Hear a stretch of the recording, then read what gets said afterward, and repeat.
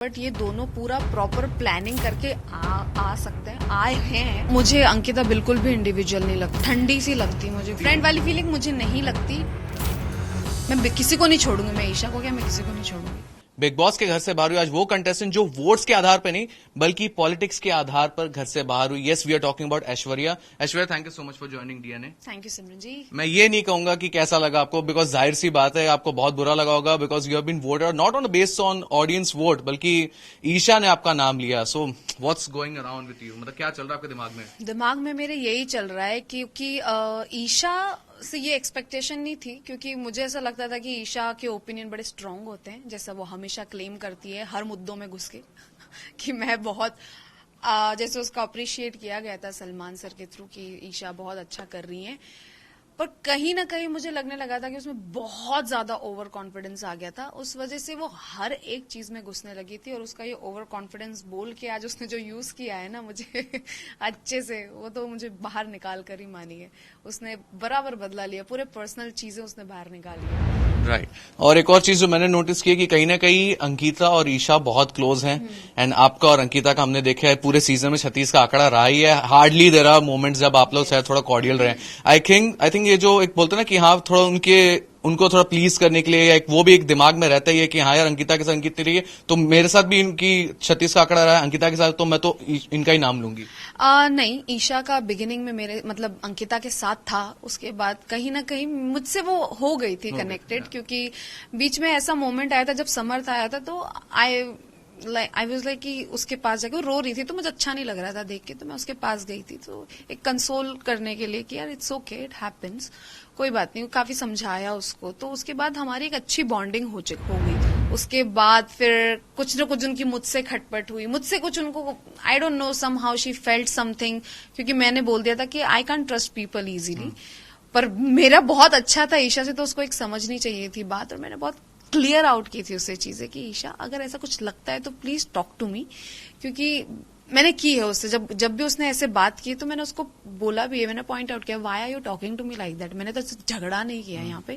तो बोली नहीं तूने ऐसा बोला था तो मैं बैकआउट करके, मैंने कुछ भी मत बोल, जिससे कनेक्शन फील होता है तो अच्छा लगता है, मैं उनसे आके बात कर लेती हूँ, जिससे नहीं है मैं उनके पास कभी नहीं जाती, मैं अंकिता के पास कभी नहीं जाती, I don't want to please her, क्योंकि मुझे वो फील ही नहीं आई उनसे, हमेशा लगता था इनके मैल इंटेंशन है कहीं ना कहीं। वो मुझसे गेम के बारे में पूछती थी, अच्छा तेरे को कौन लगता है, कौन क्या है, कैसा है, ये वो नॉर्मली बात करते करते वो धीरे धीरे जो अपने उनका जो पैटर्न है उसमें फंसाने की कोशिश करते थे, दोनों हस्बैंड वाइफ की आदत।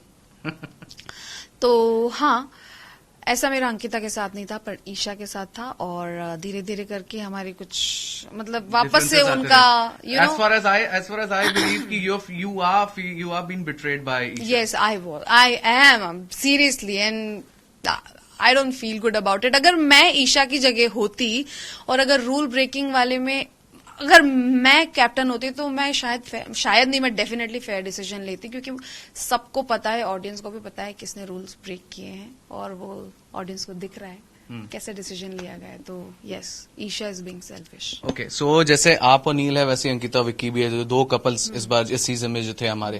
आपका और नील का हमने रिश्ता देखा है कि कैसा एक जेन्युइन रिश्ता हमने देखा है, जो झगड़े हुए हैं, जो एक दूसरे के ऊपर चीखना चिल्लाना हुआ है, सब रियल लगा है। इनफैक्ट ऐसा होता है मैंने अपने घर में टीवी म्यूट कर दी थी जब आपका एक बार वो झगड़ा हो गया था।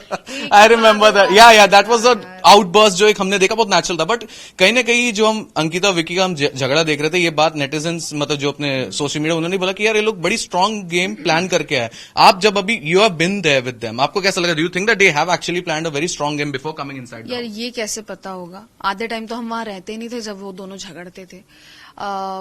बात अगर मेरे और नील की रही है तो हम दोनों तो यार उन्हें देखा ही नहीं बिग बॉस, ऑनेस्टली, मतलब बिल्कुल ऐसे खाली दिमाग से गए थे। नील ने तो बिल्कुल नहीं देखा, मैंने फिर भी एक सीजन देखा है, बट दिमाग में वो चीज नहीं थी कि स्ट्रैटेजीज बना के जानी। बट ये दोनों पूरा प्रॉपर प्लानिंग करके आ सकते हैं, आए हैं एक्चुअली। जो विक्की भैया ने प्लान किया था वो नंबर गेम, कि मैं इससे बात करूंगा, उससे बात करूंगा, ये करूंगा, वो करूंगा, सबसे रिश्ते बनाओ, ये करो, वो करो, सेम अंकिता भी कर रही थी। तो अब उनके झगड़े प्री प्लान्ड है कि नहीं है ये मुझे नहीं पता। अब हस्बैंड वाइफ है तो मैं इतना ज्यादा कमेंट नहीं कर सकती, क्योंकि झगड़े मेरे भी हुए हैं, तो वो मैंने प्लान तो नहीं किए ऑनेस्टली। वो नेचुरली हो जाते हैं और वो धीरे छोटी छोटी चीजें ना पाइल अप होके झगड़ा होता है। फटता मुझे रहता नहीं है। पता कि एपिसोड में कितना आया, क्योंकि मैं तो अंदर थी। आप 24 घंटे का लाइव देखेंगे तो उसमें आई डोंट नो कितना दिख रहा है कि मेरा कहाँ से गुस्सा बढ़ रहा है। वो एकदम एक वजह मेरा चिल्लाना दिख रहा है वहां पे कि ये यहाँ पे चिल्लाई है, That मिट्टी डालने बट वाला वो scene वो वहां वाला, कहाँ से शुरू हुआ है वो नहीं दिखाया गया है। तो फिर अब मैं उसमें मेरी क्या गलती है, सॉरी। अच्छा, एक चीज इस सीजन में हमने जैसे देखा वीकेंड का वार होता है तो जिस तरह के सलमान ने चीजें कई बार संभाली हैं, कई बार लोगों को सुधारा भी है, बट डू यू थिंक इस सीजन में इनके कुछ फेवरेट्स रहे हैं जिनके ऊपर मतलब पॉइंट आउट करना चाहिए था मिस्टर लिंग, कई बार वो थोड़ा इग्नोर कर दिया, किसी और पे बात चली गई है? हाँ, फेवरेट्स तो हर बार ही रहते हैं, बट इस बार भी मुझे ऐसा लगता है Who are the favorite?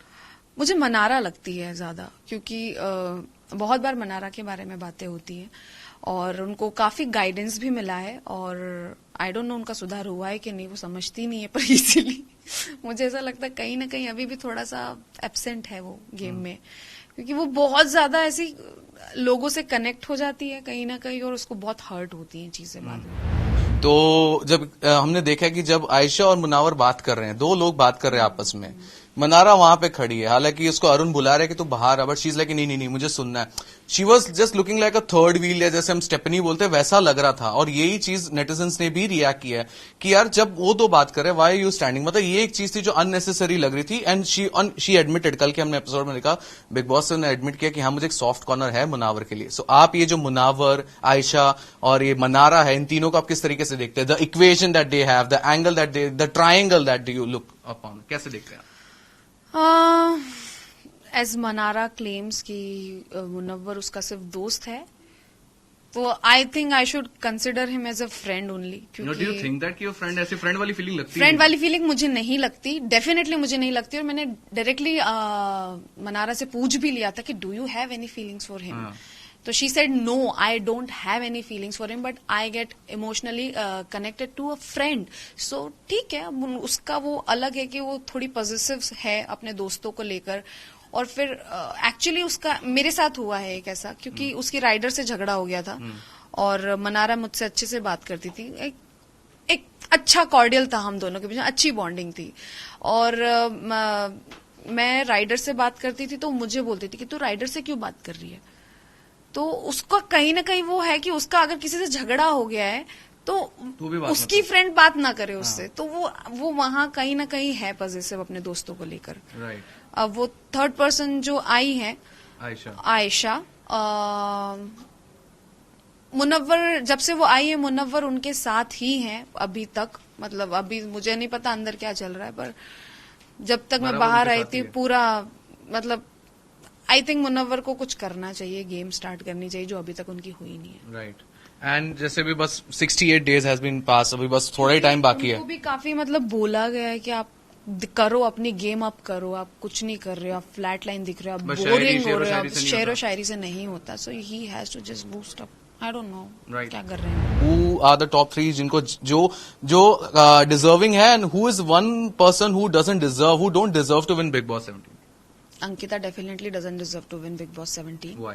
मतलब can she set a wrong example or what is it? Yes, she sleeps all the time. और उनका मतलब हर बार अपने पति के मुद्दे में घुसती हैं और उनके हस्बैंड भी उन्हीं के मुद्दे में घुसते हैं। सो जो मुझे इंडिविजुअलिटी की बातें इन्होंने की है कि ऐश्वर्या तो इंडिविजुअल है ही नहीं, जस्ट बिकॉज बिग बॉस ने बोला था, तो उस पर हार्प कर करके इन्होंने इतना बोला। तो मुझे अंकिता बिल्कुल भी इंडिविजुअल नहीं लगती, क्योंकि कहीं स्टैंड दिखता नहीं है उनका, और बहुत ही लेम सी लगती है, बहुत ठंडी सी लगती है मुझे। कोई ऐसा स्ट्रांग जिस तरह से आना चाहिए उनको बाहर वैसी लगती नहीं है। तो टॉप 3 की अगर बात करें तो मुझे नील लगता है, मुनव्वर और एक और अभिषेक। राइट। अभी नील जैसे कि अभी आप चले गए तो नील घर में अकेले हैं, सो एक जो आप सोचते हैं कि क्या ऐसी चीज है जिससे नील को एकदम दूर रहना चाहिए, कोई ऐसा बंदा जिससे दूर रहना चाहिए, गेम आप उनकी किस तरीके से, because he is a headstrong person, जहां तक मैंने उनको देखा, जितना हमने उनको समझा है, आप उनकी गेम के बारे में क्या कहना चाहेंगे? नील बहुत स्मार्ट है, उसको सारी गेम पूरी अच्छे से समझ में आ गई है, वो बहुत दिमाग से खेलता है। और मुझे लगता है कि नील को थोड़ा है ना वोकल होना चाहिए, because he is very calm and composed. तो लोगों को पता है, यही लगता है कि बोलता नहीं ना, ये तो शांति बैठा रहता, कुछ नहीं करता है. But he knows everything, he just have to be vocal about it. मैं बस यही चाहती हूँ कि वो हर जगह अपने पॉइंट्स रखे. अब मैं होती तो मैं बोल देती, बोलना बोल बोल बोल, पर क्या करूं. अब है नहीं कोई बोलने वाला. चलो जस्ट वन लास्ट थिंग एक सवाल ये मेरा बनता है कि डू यू थिंक कि अगर आप एज एन इंडिविजुअल जाती बिग बॉस के घर में तो शायद ज्यादा टाइम तक टिकती, बिकॉज जैसे आपने कहा कि अंकिता ने अभी भी ज्यादा टाइम तक टिकती अगर ईशा नहीं निकालती मुझे. मैं वोट आउट नहीं हुई थी, मुझे ईशा ने एलिमिनेट किया है. So you have to remember this thing. मुझे ऑडियंस ने नहीं निकाला, मुझे ईशा ने निकाला. उसने उसकी पर्सनल ग्रजेस निकाली है. Remind this thing, remember this thing. चलिए then what's next after Big Boss? God knows. Big Boss knows. Big Boss में री-एंट्री. पता नहीं, देखते हैं. अच्छी बात होगी. Fingers are crossed. अगर मैं गई तो मैं बहुत धमाल करके आऊंगी. एंड ईशा को तो छोड़ने नहीं वाले आप? मैं किसी को नहीं छोड़ूंगी. मैं ईशा को क्या, मैं किसी को नहीं छोड़ूंगी. सबसे बदला. चलो, we wish you all the best and thank you so much for joining. Thank you. That's it from DNA. Keep watching.